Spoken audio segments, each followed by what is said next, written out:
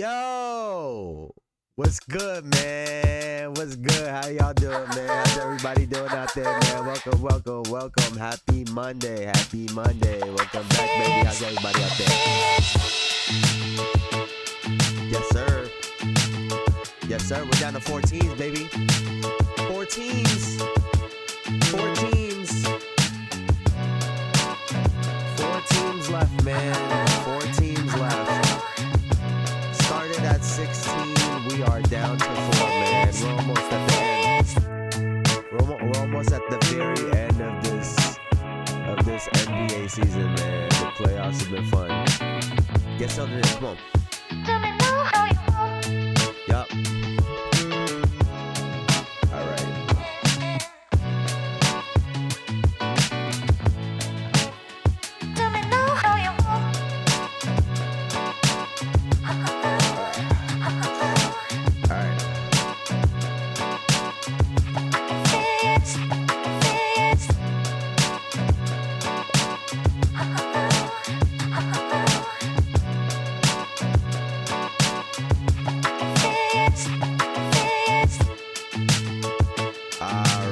Settled in, baby. Let's go.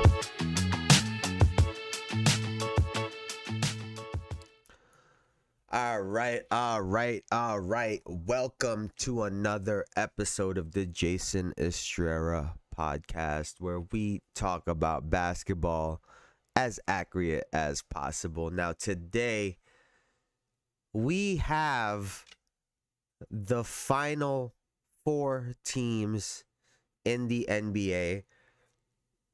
After my New York Knicks finished off the Boston Celtics in 6 games in New York, and after the Oklahoma City Thunder survive the Denver Nuggets and Nikola Jokic. So the teams are set. In the East, we have my New York Knicks against the Indiana Pacers. And in the West, we have the Oklahoma City Thunder taking on the Minnesota Timberwolves. There are a lot. There are a lot of stories to unpack with both of these series. And it was funny because neither one of these games were close over the weekend, right? The Friday game, the Knicks Celtics game, not even close. The Thunder Nuggets game, not even close. And for me, it kind of felt like both teams gave up. And we'll see with the clips that we pull up. We could see where the moments where these guys just kind of threw in the towel. And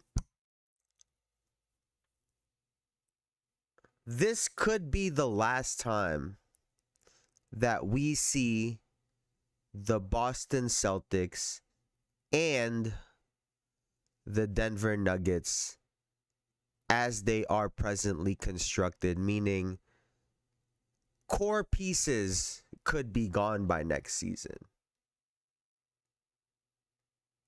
And with that being said, let's get to the games, right? So we'll start off with my New York Knicks taking on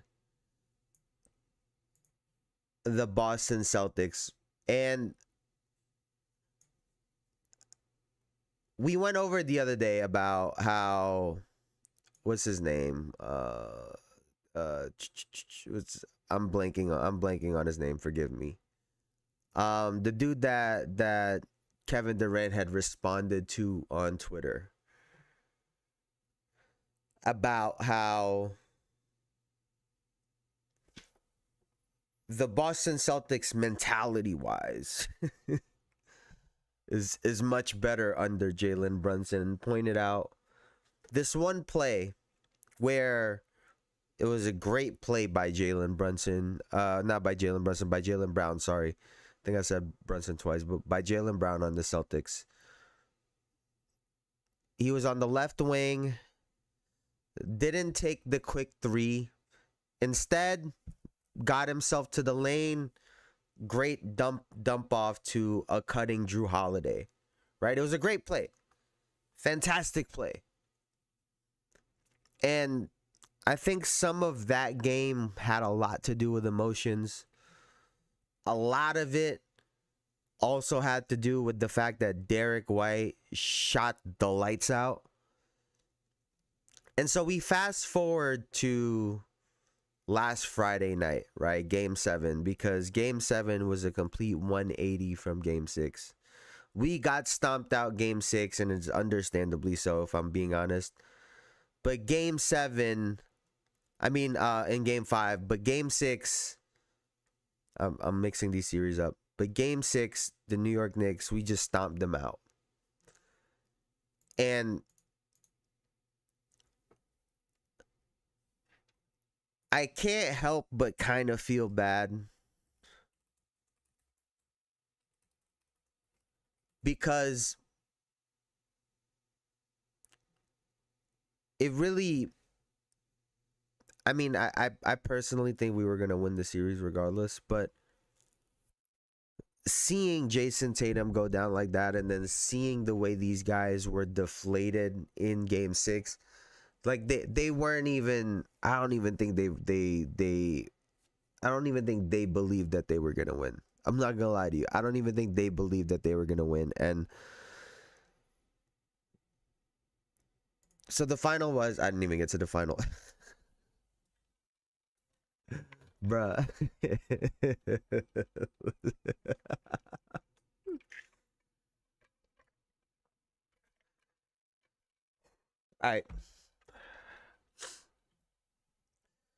All right, so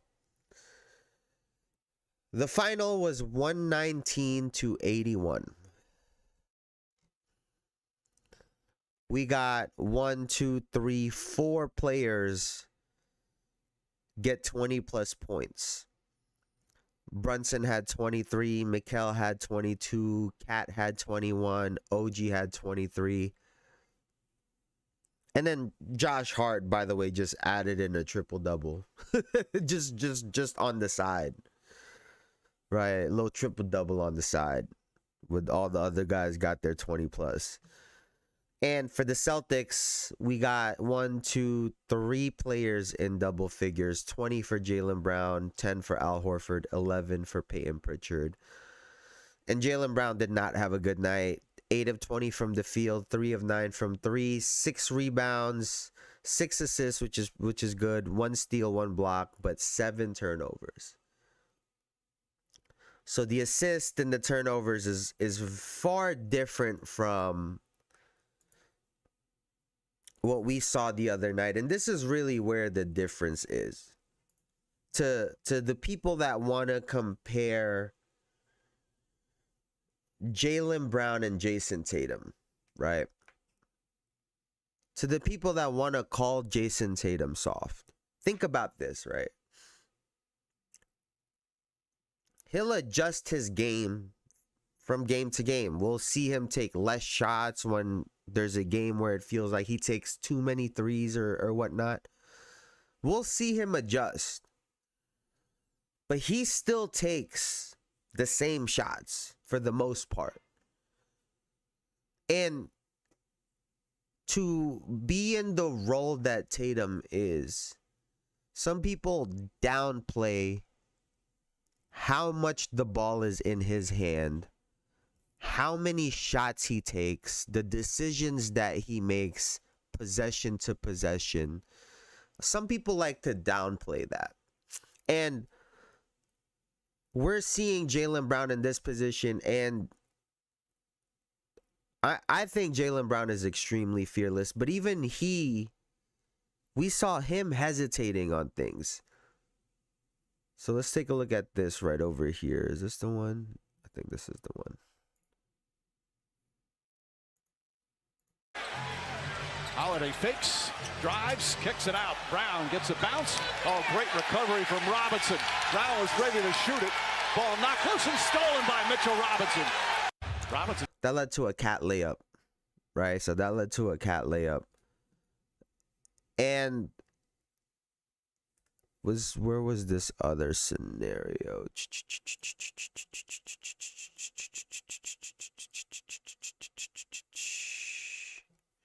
Right here.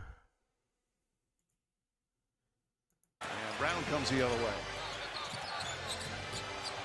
Brown pulls back, sets, fires. There were 3 scenarios in this game by this point where Jaylen Brown was hesitant, where he just did not look as in control of the game, the situation, and the team. And, you know, we give Jayson Tatum a lot of flack for the shots that he takes and some of the decisions that he makes, but it really is tough being in that spot game in and game out. Most NBA players aren't soft. It's overused. I used to say guys like Cat was soft till I played players like him in my league, and they had their way, and I know I'm I'm not soft. No, that's facts. It was good, Elijah. It was good. Oh, by the way, just as a reminder, I know I think I reminded you guys prior to, but I will not be here from this Wednesday to next Wednesday. We have a friend's wedding, so we are flying out. I'm gonna figure out a way to catch these games, but I will be away. I will be away for the next week. So just a heads up. Just a heads up. But I will be back for the finals, so we will watch that together. I will do shows, and then we'll go into the WNBA season. But just a heads up, just so y'all are aware. But yeah, you know, if you're a star player, if you're a player in general, the last thing that you want to do is hesitate. Because it in comparison to shots that he did make, let's look at a 3 that he took and made. Not just leads, but momentum can be lost. A minute left in what has been an explosive first half for the Knicks. 3-pointer When he goal. just comfortably stepped into shots, he hit them. And you know, on the other side for the New York Knicks, right? We just talked about Josh Hart, but the game was already over by this point, right? The game was already over. But for Hart to come up with this rebound, I think is very telling. Anunoby tries again. Brunson, 3-pointer.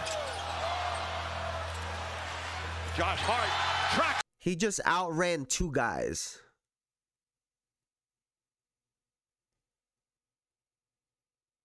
He just 2 guys. He just he just outran 2 guys on an offensive rebound. Mind you, look at where he was. Look at where he was. And he beats both Derek White and Peyton Pritchard to the ball. So that should tell you everything that you need to know about Josh Hart, number 1. But 2, I think the Knicks feel like they could win a championship this year. And you could tell in the way that they're playing right now. Okay, have a good time. I would offer to keep the channel popping, but the brain rot may take over. Hey, I'm gonna post some stuff still. I'm gonna post some stuff. I'll cut up today's episode, and we'll see how that does. We'll see how it does for the next week, and then I'll be right back for the finals. So that's how we'll shake that out. Big block by Deuce. White drive blocked by McBride. And he's massive. He's massive, right? He's massive. So what I really want to talk about is what's going to happen with the Boston Celtics. Because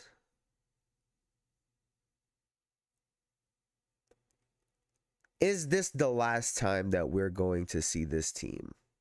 The way that they are presently constructed. Are they about to have Jayson Tatum come back to a whole different team? And the first player that you have to take a look at and really weigh that option is Kristaps Porzingis. Because Kristaps Porzingis is a double-edged sword. He's the one piece that really changes the dynamic of their team. His size, athleticism, his efficiency in the post, but his ability to shoot the three and stretch the floor out adds a whole new dimension to their team that is going to be hard to replace. On the other hand, he's barely on the floor. Like barely on the floor. And when you think about the playoffs, he's like last year. How many games did he miss in the playoffs last year? Let me take a look at this. Like last year, how many games did he play? Let's see.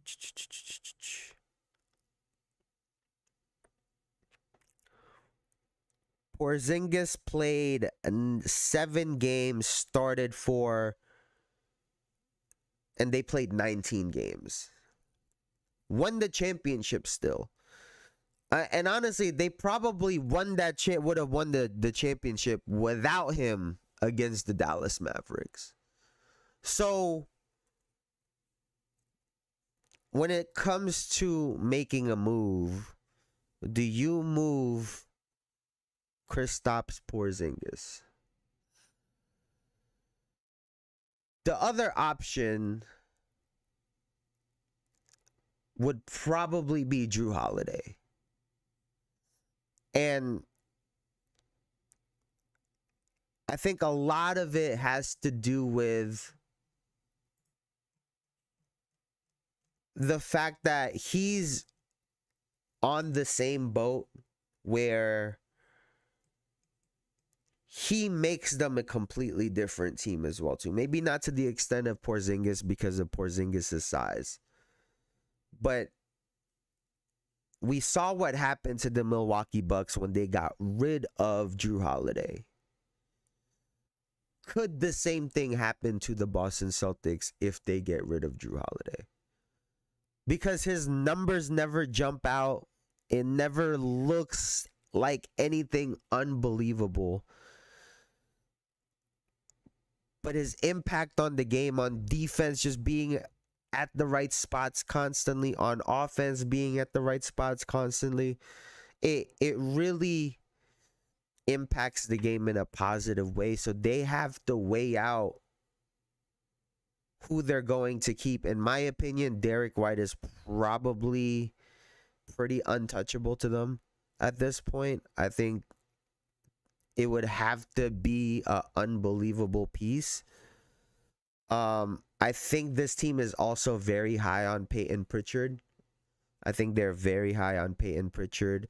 And it might be one of those situations where if they get rid of Jrue Holiday, maybe they feel comfortable getting rid of Jrue Holiday because they'll slide Peyton Pritchard into the starting lineup with Derek White. And the third option, which I'd brought up already before, what if they get rid of Jaylen Brown? What if the Boston Celtics decide to trade Jaylen Brown. Because you can get rid of any of these players, right? It'll make a dent, a small dent into that salary. But Jaylen Brown makes a big dent. And is it one of those things where they've been wanting to separate the duo of Jayson Tatum and Jaylen Brown, and this seems like an opportunity for them to do so, where they can get great value out of him and stay younger, right? Get some kind of young talent by maybe trading for the number 2 pick and another player from the San Antonio Spurs. The 214 plus another player is what I would ask for. Because at that point, you're only giving me one player that I've seen play in the NBA versus 2 draft picks who, that's a toss-up. They look great on paper, but it's a toss-up if I'm the Boston Celtics. And so I think this roster could look very, very, very different going into next year. What if Al Horford decides to retire? He's 38 already. There's, so a lot of things could go very differently for the Boston Celtics, if you ask me.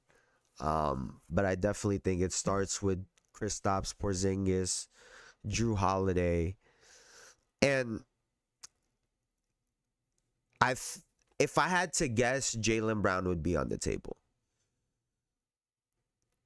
And a part of that is it's new ownership, right? So you have new owners, and I don't know if they want to inherit those big contracts, especially when it's between 2 players taking up most of it. And they probably, if I had to guess, believe in Jayson Tatum more than they do in Jaylen Brown. And I think there are teams in the NBA that could really use a Jaylen Brown. For sure, use a Jaylen Brown. So I'm making that phone call. If I'm a team in the NBA, I'm making the phone call. I'm at least inquiring. I'm at least, at the very least, hey, so I know y'all just won the championship, but is Jaylen Brown available? So if I'm an NBA team, I'm calling. So that's that. We'll talk about the conference finals matchups in just 1 second. So let's move on to the Denver Nuggets versus the Oklahoma City Thunder. And this was not even close. Like, these games, it sucks, right? Because it's game 7. You had such a long battle, such a long series. Us as viewers, we've been watching these 2 teams go at it for the last 2 weeks.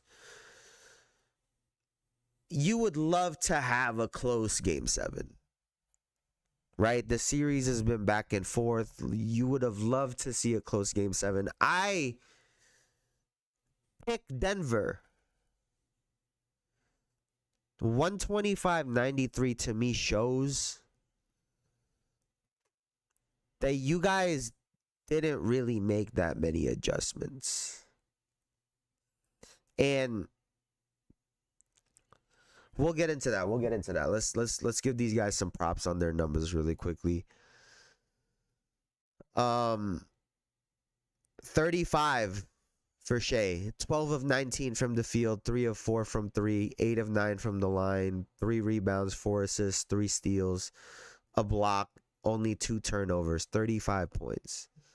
24 for Jalen Williams, J-Dub, 24, 5 rebounds, 7 assists, a steal, 10 of 17 from the field, 2 of 5 from 3, 2 of 3 from the line. So their stars Their stars really did their thing. My MVP for this game, for this series, honestly,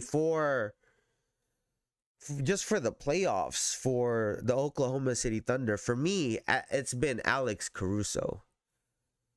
11 points, no rebounds, 3 assists, 3 steals, 5 of 7 from the field, 1 of 3 from 3. And he makes the game feel so fast. You know, when people talk about speeding a game up, I think there's some people that think that that's only we're moving the ball, we're shooting quick into the shot clock. But no, a huge part of being able to play fast starts on defense. It starts on defense, and it's getting out on the fast break. But to me, that's also only just a part of it that people mention. The other reason why the game feels so fast when you have someone like Alex Caruso on the court, a Josh Hart on the court, because when they're making quick decisions, the ball never sticks to them. So when Caruso's on the floor, I would imagine if you're the other team, the ball feels like it's flying around.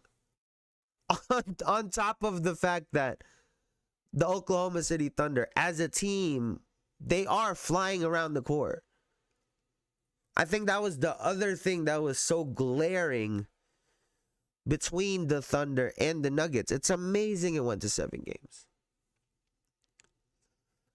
Because between both teams, it's clear which team has more athletes on it, right? I think that's pretty obvious. It's the Oklahoma City Thunder.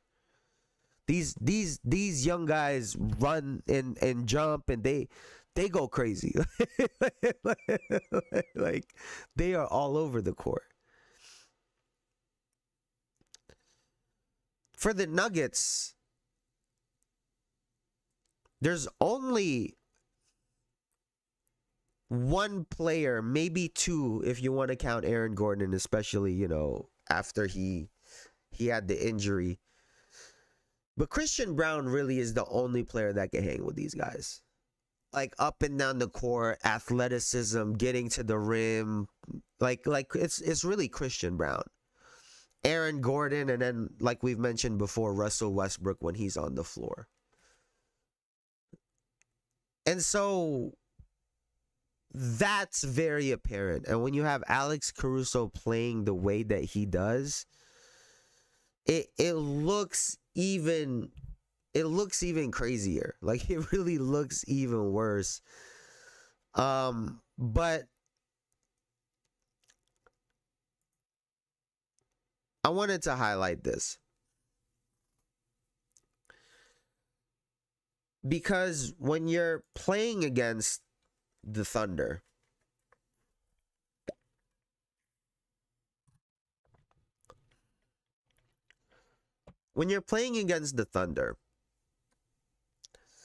they play great defense as a team as it is, right? The last thing that you want to do is give them free picks. And when you have a player like Jokic, step 1 should be make a good entry pass. And it blows my mind how they have not adjusted to this. It blows my mind genuinely that they have not adjusted to this, because even the Clippers were doing this to an extent.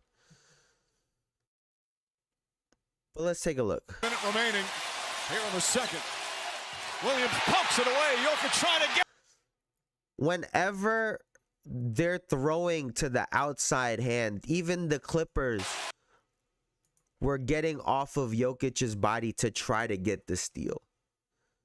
This happened on multiple occasions. Is this the other one? Yeah, it's the other one.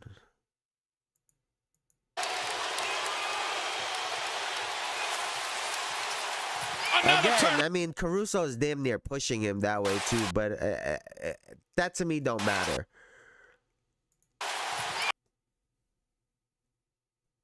Just pass it to him. Like, at what point are we... Like, at what point are you guys going to make the adjustment of stop throwing it away from him, pass it to him? Let him catch the ball in front of him. And this happened time and again. There was a really bad Jamal Murray pass. It's a big 2 minutes for both teams here going into half. Will it be Denver cleaning it? I mean, like, you just literally, he threw it nowhere. Maybe he couldn't decide.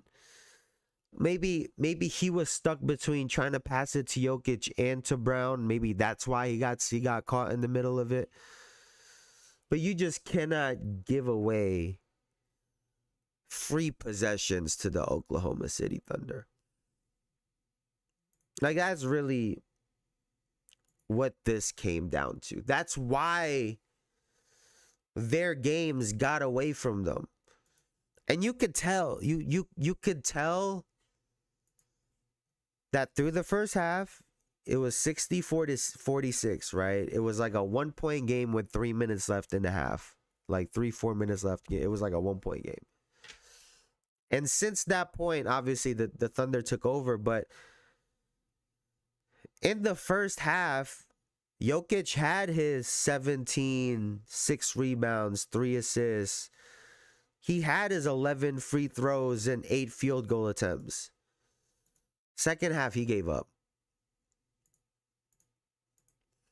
The second half, he gave up, and you could tell. So, I think the Denver Nuggets are in the same scenario as the Boston Celtics, where is this the last time that we've seen them? To me, you need to get some athleticism around Jokic. Like, the very basic concept of, if you have a star player that is more skillful, less athletic, it would be good to surround him with athletes, so that when you run into teams like the Oklahoma City Thunder, you're able to adjust. You're able to switch up your pace. That was the other thing that was really glaring. How are you going to come back from these 20-point leads if your best player wants to walk the ball down, post up, dribble, shimmy in the post, look for a pass? Like, how are you going to cut into 20-point leads in 5 minutes? Jamal Murray wants to come down, high pick and roll, get a shot. They both want this half-court game. Every other team currently in the playoffs, or the last 4 teams left, all of them have different gears. Brunson likes to play in the half court. He could play fast. The way Mikal Bridges and the way Karl Anthony Towns likes to get shots, they could play quick. Josh Hart likes to play in the open court. You'll see him push the ball, especially when Brunson isn't on the floor. Halliburton does the same thing. He could do both. TJ McConnell pushes pace. On the Thunder, both Shea and Jalen Williams can operate in both fields, in the half court and in the open court. Anthony Edwards and Julius Randle, they could do the same thing. Dante DiVincenzo likes to push the ball. Mike Conley likes to push the ball. So, yes, the Denver Nuggets were number 1 in fast break points. But that's why numbers could be so deceiving sometimes. Because their actual style of play, they would like to slow the game down. Because they walk up the court and get a quick shot, don't mean it's a fast break. Don't mean it's a good fast break shot. But they need guys that could get up and down the floor. If I'm Denver, I need Amen Thompson or someone just like him, or I'm gonna go get his brother. Like, you need some wing defenders that could get out on the break. And I think, like, we're seeing Russell Westbrook and Jokic have success. And I think a part of it is because Russell Westbrook can play quick to the basket.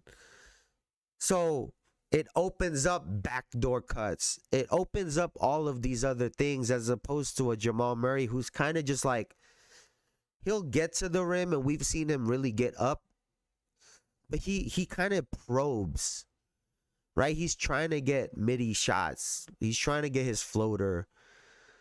So that's the kind of game that he has. So if you're the Denver Nuggets, are you moving on from a Michael Porter Jr.? Are you moving on from a Jamal Murray? And are you going to try a different duo? Like, there are a lot of questions that the Denver Nuggets are going to have to answer. But the other thing is, who's available? Excuse me. Who's available, right? So it's that, or if I'm Jokic, figure a way to get me to Houston. Like, figure a way to get me to Houston with Amen Thompson and some of those guys over there.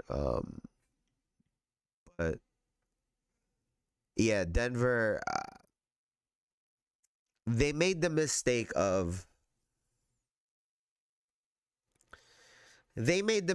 when they were champions already, right? They made the mistake of thinking that they were good.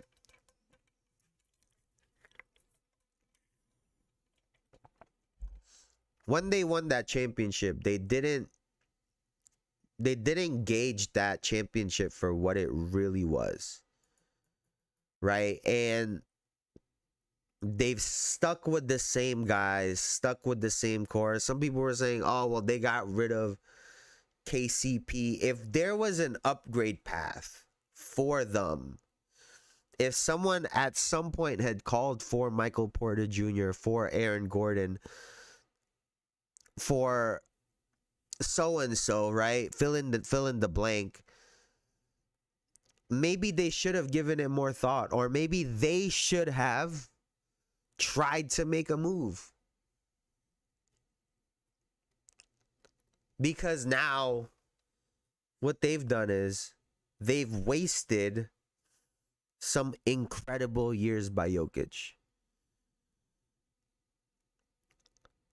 Like I don't think that the Oklahoma City Thunder did anything that was out of the ordinary, right? Those guys really just got after it and played really hard.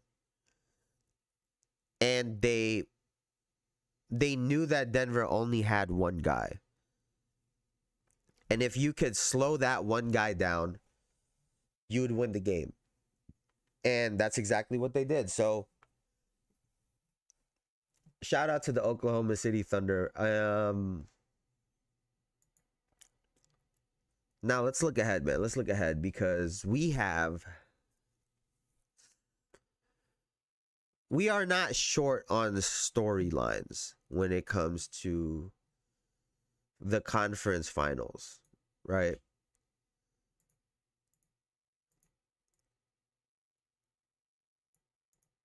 On the Western Conference, in the Western Conference, we have the Minnesota Timberwolves going up against the Oklahoma City Thunder. And I wanted to bring up this Anthony Edwards conversation because this series features two amazing candidates to be the face of the NBA, in my opinion. There are some people that genuinely think that an international player can't be the face of the NBA, and I think that that's silly. I think that that's silly. It should be whoever is really deserving of it and can really push the game forward, whoever that is. And I think both Anthony Edwards and Shai Gilgeous-Alexander are great candidates for that. So this on that face, this is a great series. Congrats. Thank you, Bruce. Thank you. Hello, Bruce. Hello. I appreciate that. I know y'all gave my Knicks a lot of shit, and we might end up in the finals now. Yeah. But I wanted to pull this up because when people talk about success at a young age, right? Despite getting a lot of hate, Jayson Tatum recently has been the poster child for that, right? Coming into the league and having success early. So let's take a look at these years, right? Let's take a look at these years for Tatum. What the fuck just happened? So Tatum, 2017-18 at 19, third in Rookie of the Year.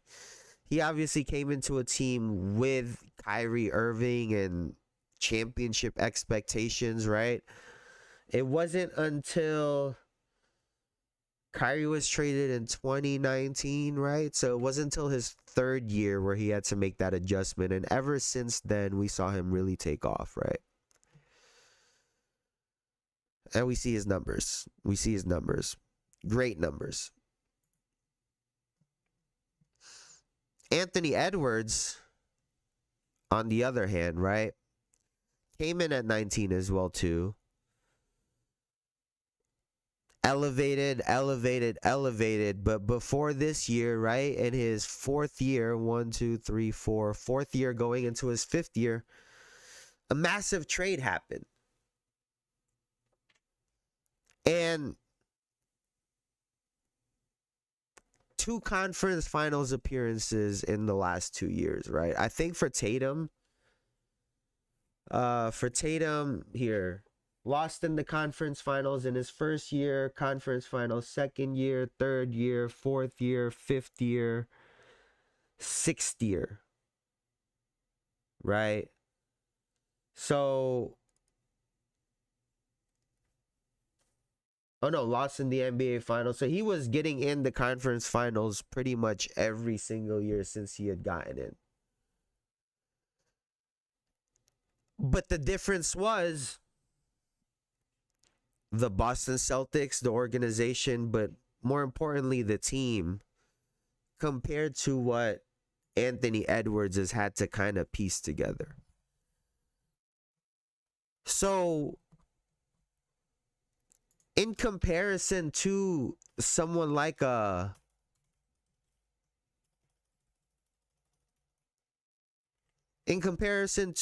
player like Shai Gilgeous-Alexander, for example, where this is his first conference finals appearance. By that metric, Anthony Edwards is already ahead of him at the age of 23. And And it was 24, 25, 26 when Shea really started taking off. He's averaged 30 points per game and shot over 50% in the last 3 years. But by the time Anthony Edwards was 23, he's already been in the conference finals twice and has an opportunity to go to the NBA finals after such a massive trade that really shook up his team. You know, so I think there's a lot to be said with Anthony Edwards. If he makes it to the NBA finals and fuck around and win, there's going to be some uncomfortable conversations about Anthony Edwards that people aren't going to want to have.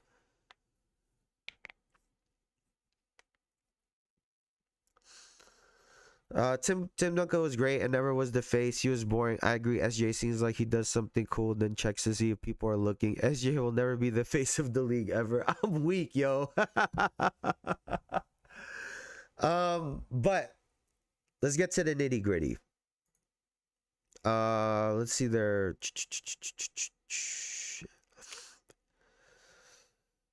All right, their previous matchups.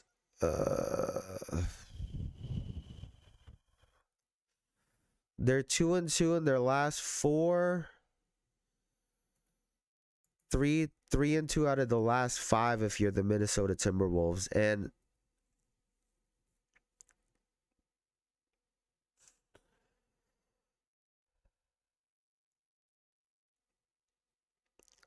people already compare him to MJ. Who?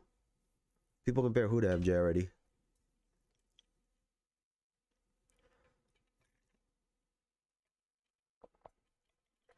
I mean, I think both of them can draw comparisons, honestly.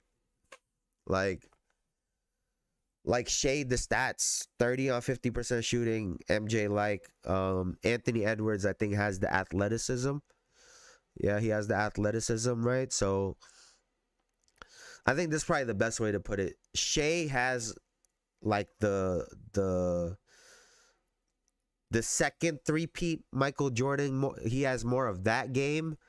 Anthony Edwards has more of the, you know, the late 1980s Michael Jordan game right before the chip. Like that to me is kind of what their style of plays are at this point in their careers, right? They're both different.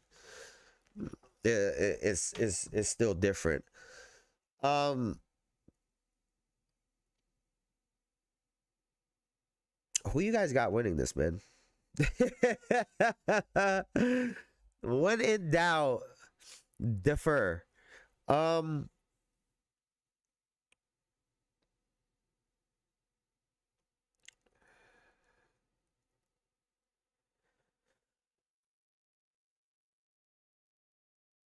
not gonna lie to you. I kind of like the Minnesota Timberwolves in this series, man. Like, I don't know if it's because like I just for some reason really doubt the Oklahoma City Thunder. But I think so. Here's the thing, right? I think the Minnesota Timberwolves can match them in terms of size and having athletes on the floor.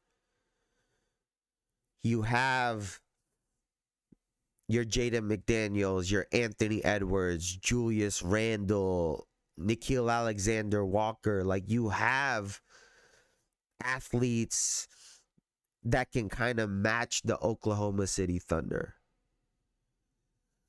My biggest question mark for the Minnesota Timberwolves. We saw a lot of turnovers in that last series. A lot of turnovers, especially at the end of the series. Those last 2-3 games, there was a lot of careless basketball for the Minnesota Timberwolves. If you are Anthony Edwards and Julius Randle, you can't turn the ball over because the Thunder are going to run you guys out of the gym. So, one, can they take care of the ball? 2, we saw how they played Jokic. We saw how these guys played Jokic. These guys are going to do everything they can to prevent Anthony Edwards from having big games, which means Jaden McDaniels is going to be a massive key to this series. He's going to have to hit that left corner 3 a lot. He's going to have to shoot that left corner 3 at a high percentage. Dante DiVincenzo is going to have to shoot a high percentage from the 3-point shot, from the 3-point line, especially from the corner and those wing areas. So those are the 2 guys that, if you're the Minnesota Timberwolves, you are looking at those 2 to really spread the defense out for the Oklahoma City Thunder and allow driving lanes for Anthony Edwards, for Julius Randle. I guess the other part for it too, right, that's in Minnesota's favor is Julius Randle's been playing really well. He's been playing really well. And I think they're probably going to have to keep Hartenstein on him because I think if he takes Chet Holmgren out to the perimeter, he can body him up and create enough space to get to the midi shot. So it's gonna have to be Hartenstein, but does Hartenstein have the foot speed and the quickness to be able to stay in front of Julius Randle consistently? So, you know, it becomes one of those weird things where we expect Lou Dort to be on Anthony Edwards. Does it become a series where the Oklahoma City Thunder are going to have to put Lou Dort on Julius Randle? You have to put Jalen Williams on Anthony Edwards / Alex Caruso has to come in a little bit earlier, right? Is that the scenario that the Oklahoma City Thunder are in? Because if Chet Holmgren and Hartenstein are having trouble, your next best bet is the other Jalen Williams, but I think he's going to be too slow for Julius Randle. So at that point, the only guy is Lou Dort, which now takes him off of Anthony Edwards. So a lot of matchups, but that's the thing about the Oklahoma City Thunder. They have so many players. They have so many different combinations that they could go with. So if you're Minnesota, that's the key, right? Julius Randle and those guys could really open things up for Anthony Edwards, because although I think J-Dub is a really good defender, I like Anthony Edwards in that matchup, especially if he's on an island. If you're OKC, we're going to expect Jaden McDaniels on Shea, right? Anthony Edwards probably on J-Dub. So, man, that's weird because, the last 2 series, it felt like they did their best to try to take Rudy Gobert out of it. But now you run into an Oklahoma City Thunder team that likes to play 2 bigs at a time. So Rudy Gobert can actually play in this series for long stretches as opposed to the other series. They both get solid production from the bench. Dante, Shea is locked for 30 though. I think the key for the Oklahoma City Thunder is this, right?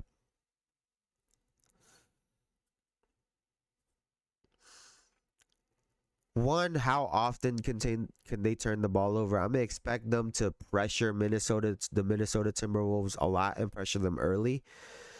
If I'm them, I'm meeting them at half court off tip off. especially after we just played and they're probably going to expect that we're tired. Off tip off, half court. Off tip off, half court. I feel like Shai's going to have a really good series. I don't know. I just have this really weird feeling that Shai's going to have a really good series. Oh, man. This is a tough series to call, bro. At first, I'm saying Minnesota. Now I'm saying Oklahoma City Thunder. I'll give you my pick at the end. Let's see. I'll give y'all my pick at the end. Let's take a look at the New York Knicks Indiana Pacers series, because this also is a storyline, right? This is also a storyline. And excuse me, this is a rematch of last year. It's a rematch of last year. The Pacers took it 4-3, but we were hurt. And the thing that I fear in this situation is we've been the underdog all playoffs long, all season long. And we've thrived in that situation, in that position. How are we going to perform when it's flipped? When we seem to now be the favorites, we have home court advantage.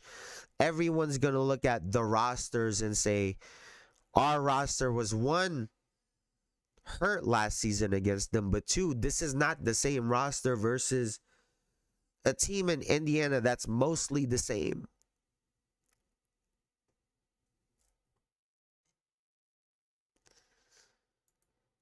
And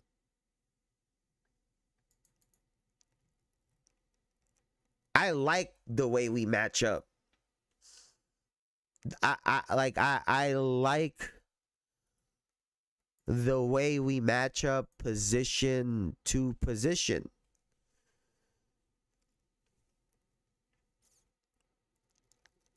We have Mikal Bridges this year. Like, the person that was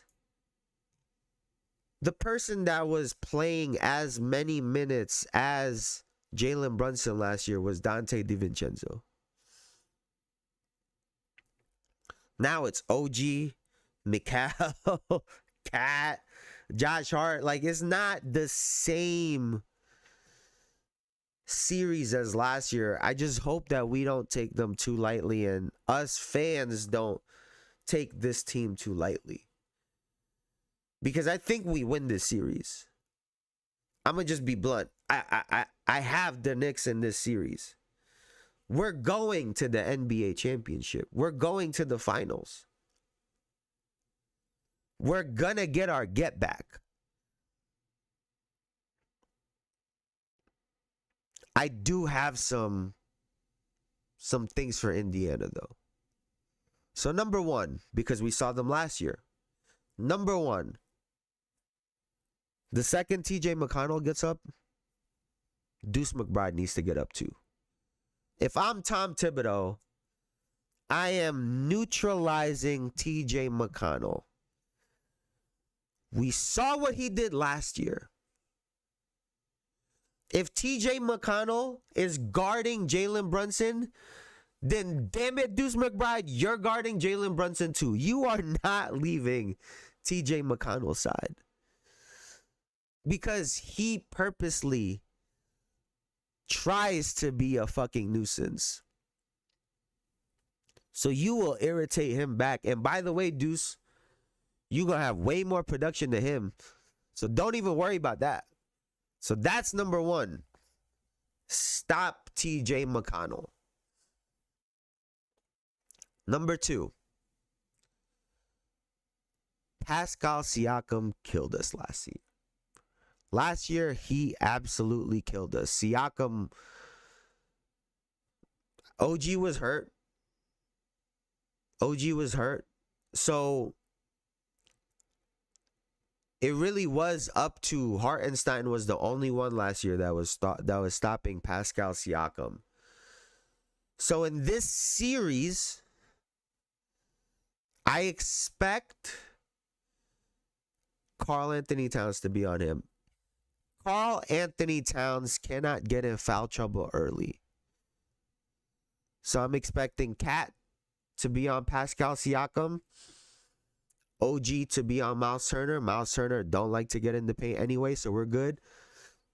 Free leak outs for OG Anunoby. And then I get that Tyrese Halliburton's been on an unbelievable run. Unbelievable run. Game winners. He's got a game winner on Giannis like twice in a month. He's been absolutely unreal. Game winner against Cleveland. Unreal. But Brunson won Clutch Player of the Year. And Brunson's going to get 30. So, I like Jalen Brunson in that head-to-head matchup. Again, we lost 4-3 last season and Julius Randle didn't play. OG played 3 out of the 7 games. I like the New York Knicks in this matchup. As long as we slow down TJ McConnell and prevent him from having an impact and keep Siakam under 20 points, I like the New York Knicks. I think on the side, we got to make sure Andrew Nembhard doesn't have, we got to watch him in close games because he killed us last season too. And with the Siakam matchup,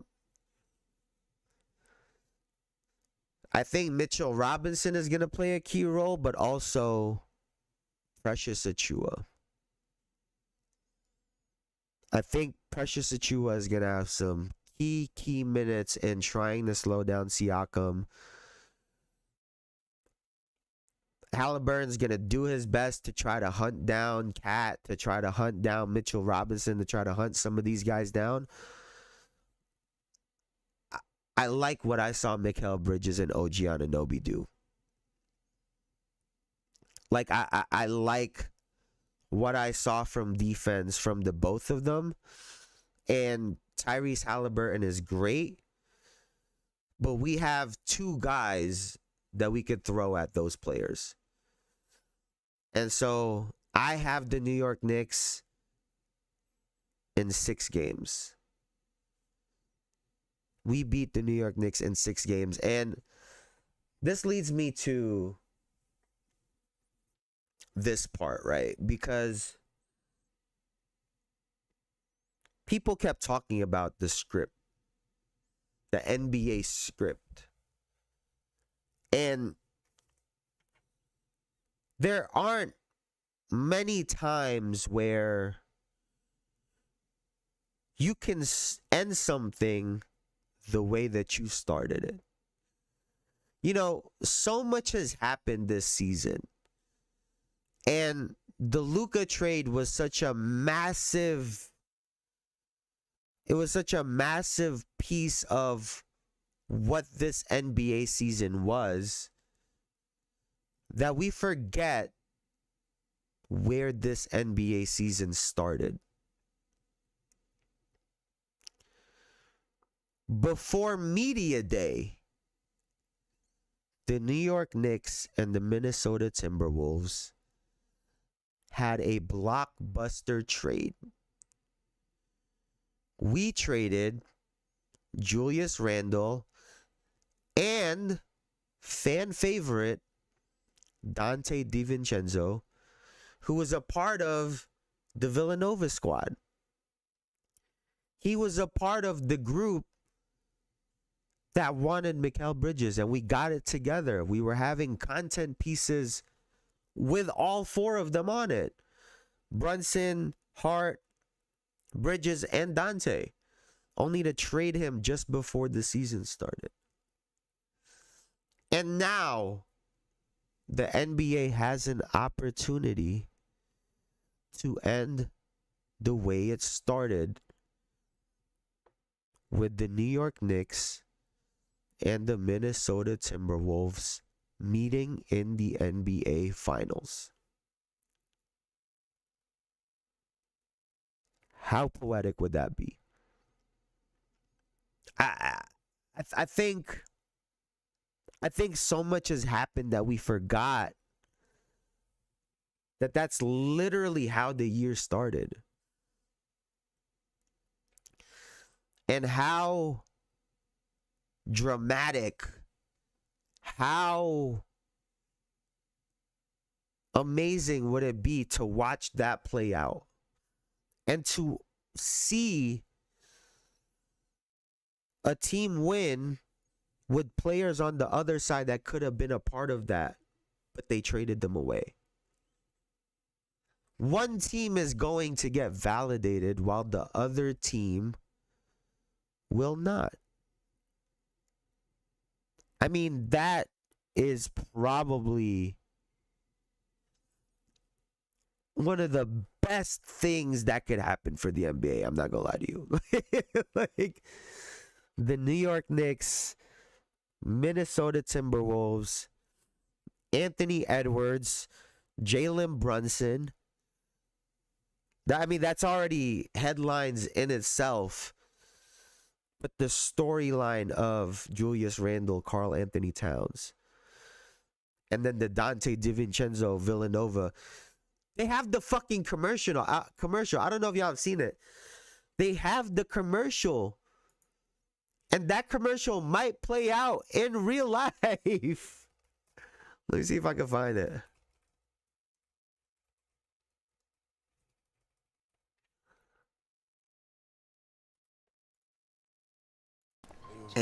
Bro, it's this AT&T commercial. This shit plays every fucking time, man. Like, At AT&T, we confidently guarantee our network. Staying close with your college besties, not guaranteed. It's been a long yo, this might I play wish out we played in real together life. forever. without you, my friend. Hey, Dante. Catch. A connection means something. That's why with This shit might play out in real life. In real life, it might play out. So how crazy would that be? How crazy would that be?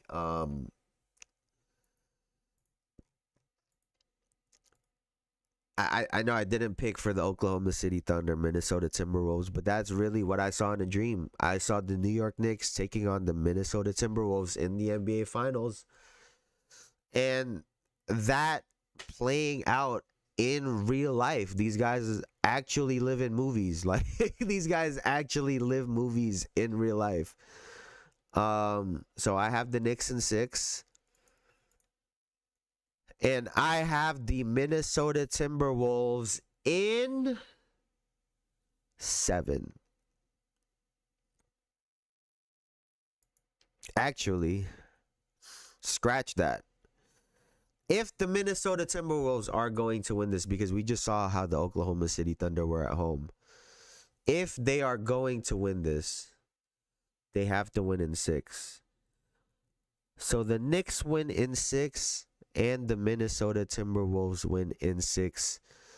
But that's going to do it for me for now, man. Before I get out of here, please like, comment, and subscribe. All that good stuff. I really appreciate it. Thank you guys, as always, for hanging out with me. Thank you, Elijah.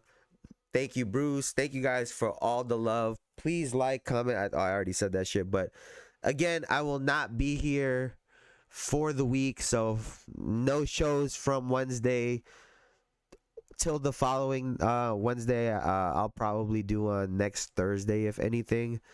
But I'll probably cut this up. I'll post this up for everybody else to watch on YouTube, for anyone that didn't get a chance to tune into it live. Thank you guys for the love. I really appreciate it. Y'all been going crazy, man. The numbers been looking much, much better lately, but I appreciate you guys. Thank you guys for the love. I'm gonna miss you guys. I'm gonna need y'all love. I'm gonna need y'all help for the Knicks to go to the finals, because we really fucking need it. We really need it. But I really, really hope that we go to the finals. By the time I get back, I'm hoping that's the conversation, and I hope that I'm fucking Nostradamus. But thank you guys, man. Thank you guys as always. Good show. Go Knicks. You will be missed. Bruce, am I in an alternate universe?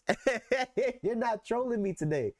Am I in an alternate universe? But thank you guys, man. Y'all are the best, man. Y'all are the best. But yeah, I'll see you guys next week, man. I miss you guys already. Y'all could have been anywhere on the internet, but y'all were here with me, and I appreciate you guys for that. Thank you so much. I'll see y'all later. Y'all have a good one. Peace. Y'all have a great week, man. Stay up, stay safe, stay blessed.